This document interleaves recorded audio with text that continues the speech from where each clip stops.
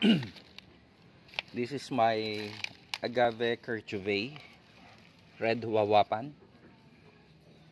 Right now, showing its stress colors.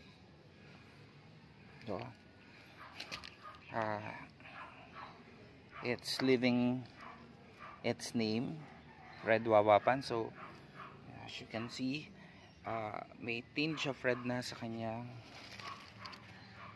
leaves. This one is for repotting. So, pwede na siyang i-transfer sa bigger pot. No? Agave Kerchuvei Red Huawapan. So, beautiful specimen. Turning reddish ang leaves because of the stressful condition that it is experiencing right now. Mainit sa araw and cold naman sa gabi. So, yan na siya. Beautiful specimen.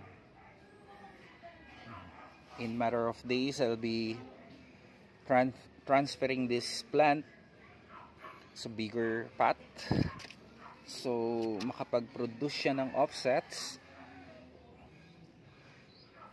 By the way, agaves are monocarpic plants.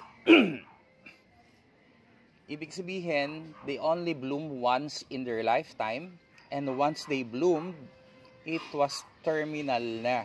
Now they are going to die, just like this one.